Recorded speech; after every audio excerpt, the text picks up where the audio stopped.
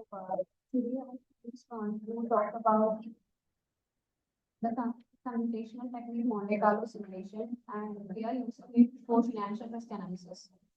So, as you know, in today's complex financial landscape, business and investors face a lot of uncertainties that always impact their decision making. So, financial risk analysis actually involves evaluating these kind of uncertainties to assess the potential loss or gain in investment um, or corporate strategies or even day-to-day financial operations. So, for any business or an individual who want to protect his asset or who want long-term financial stability, so it is really crucial to understand manage these kind of market fluctuations and interest rate change and credit defaults. So one of the most powerful techniques used to understand these uncertainties is Monte Carlo simulation, and it was actually originally generated during World War II for nuclear research. And it is a computational technique that uses repeated random sampling to model and analyze a system with inherent randomness. So, in financial risk analysis, Monte Carlo simulation helps to simulate scenarios such as future stock price or portfolio values and interest rate movements over time. And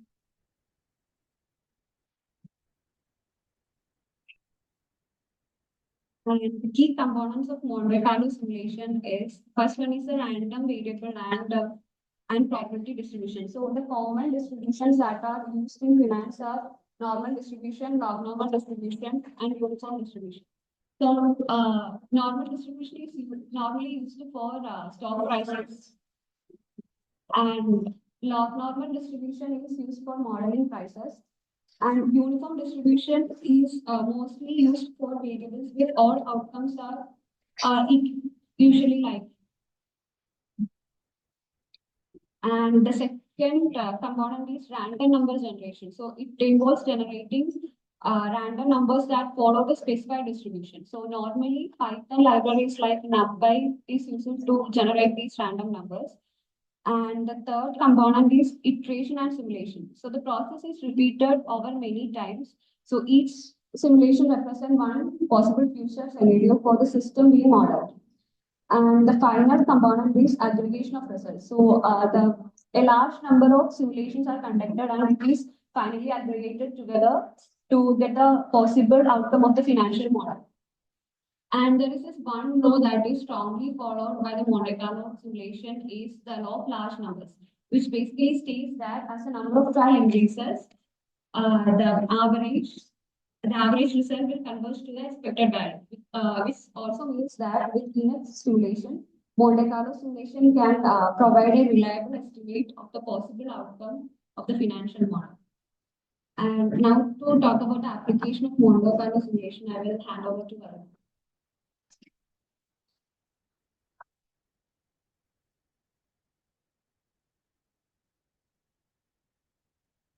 I am going to talk about the two applications of Monte Carlo simulation.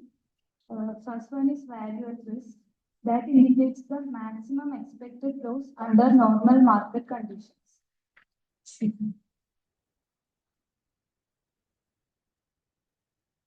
In this, we estimate the potential losses in a portfolio over a period of time. Portfolio is as a collection of investment like stock, bond, like that. So we know that the future price of these stocks this is unpredictable because that is depends upon the current factors like news, investments, or interest rates or global events. So in this, we start by creating different possible future scenarios and we evaluate, or in each scenarios, we see how the stock market changes. Sometimes it goes up or goes down, and sometimes it remains the same. And the more scenarios we create, we can understand the scenarios in a better way.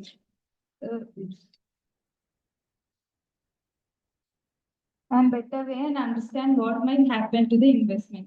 So by studying the bad scenarios, we can understand the worst outcomes and be prepared for that. It helps in managing risk. Like it helps to decide if we are okay with that, okay with taking that risk. Suppose if a portfolio has high value at risk, we might want to reduce the risk by adjusting the investment a lot. Next one is credit risk analysis. Monte Carlo method used by banks to stimulate default scenarios for borrowers to understand the risk associated with their loan portfolios. That main goal is to understand what if the borrowers will fail to pay back the loans and what potential in that situation what potential losses the bank could face. This simulation looks at factors like borrowers' credit points, interest rate, and other risks that could affect the borrower to pay back the loan.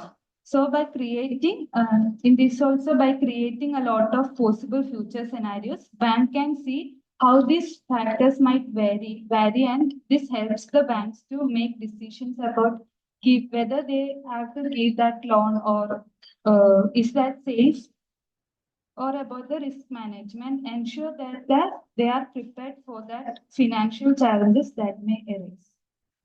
Next, I hand over to Aditya. I'm Aditya Pete. I'm doing this question part. This is the question. We manage a portfolio with two assets, stock A and stock B. The expected annual return for stock A is 8%, with a standard deviation of 15%. The expected annual return for stock B is 5%, with a standard deviation of 10%. The two stocks have a correlation of 0.3. You want to estimate the 5% value at risk for this portfolio over a 1 year period, assuming an equal allocation to both stocks. So,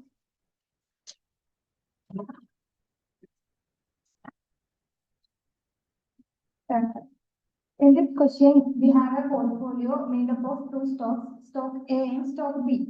Each stock has some expected return and risk. In stock A, the expected return is 8%.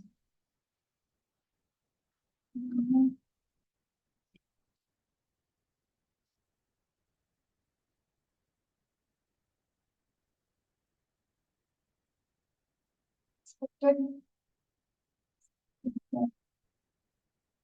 is 8%.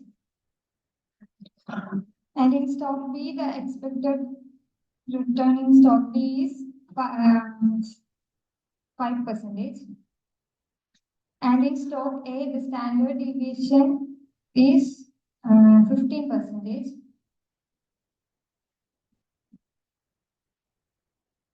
In stock B, the standard deviation is 10%. We also know that the two stocks are correlated with a correlation of 0.3.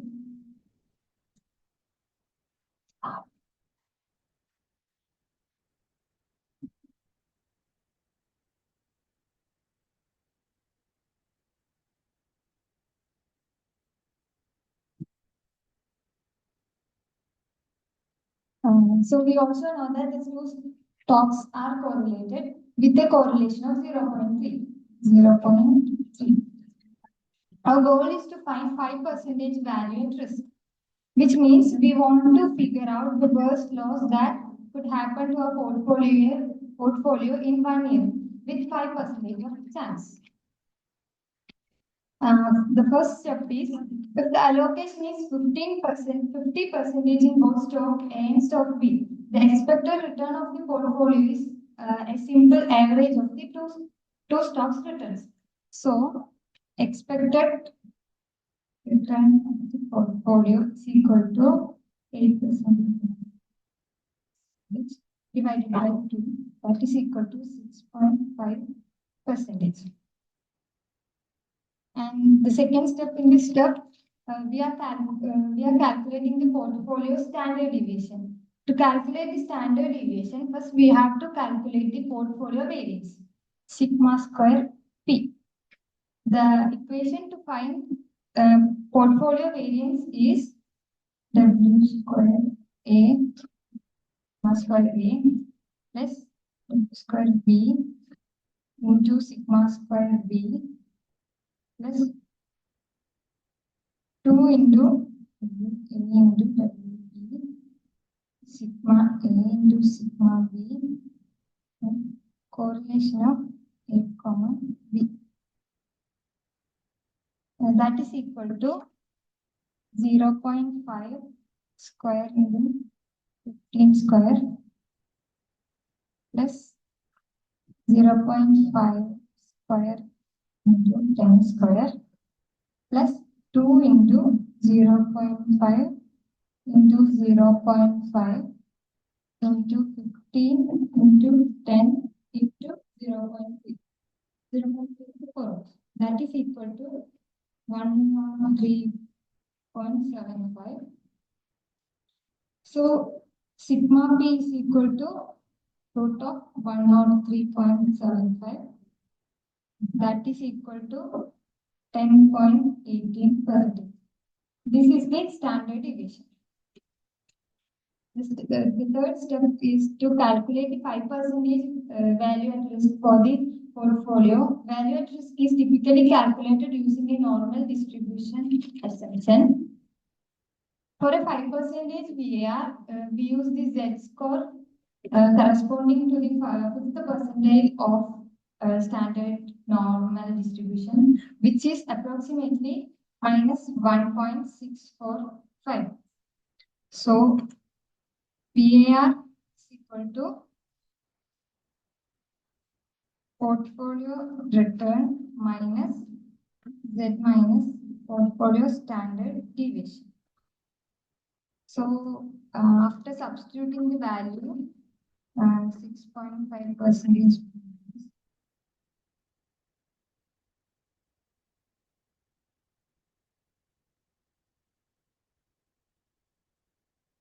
That is equal to minus 10.24. So the final step, the final step is the interpretation of the result. The value at risk is approximately 10.24%, which means there is a 5% chance that the portfolio will lose more than 10.24% of its value over the next year. So next is the Python code. This is the Python code.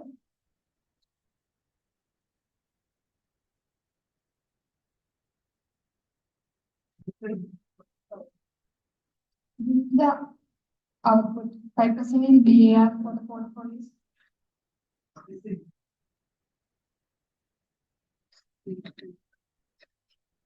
Let's see portfolio values. Why these all you can do by hand, right? So why you need a miracle? It's a miracle, right? So if you can do it by hand just like that, right? One step, just wait. So why this set in this like why this verification?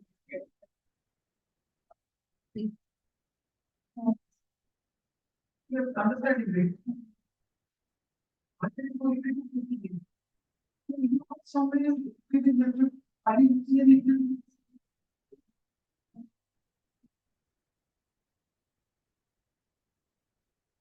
How can you hear me?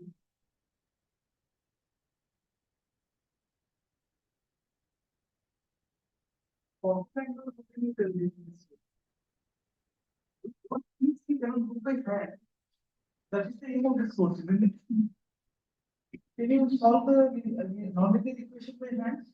Previously, you are not able to. Now you know the methods how you can do. So this cheat is solved it by hand without using any calculators.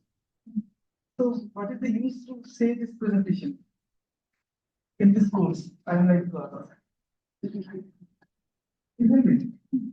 That is possible.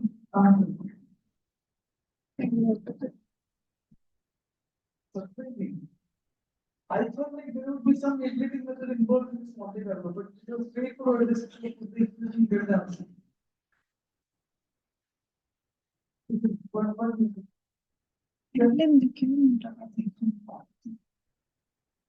so. What's it? What's it?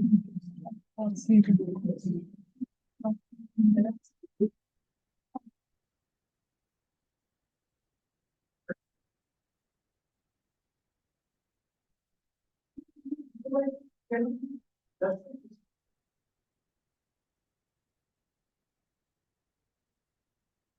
it.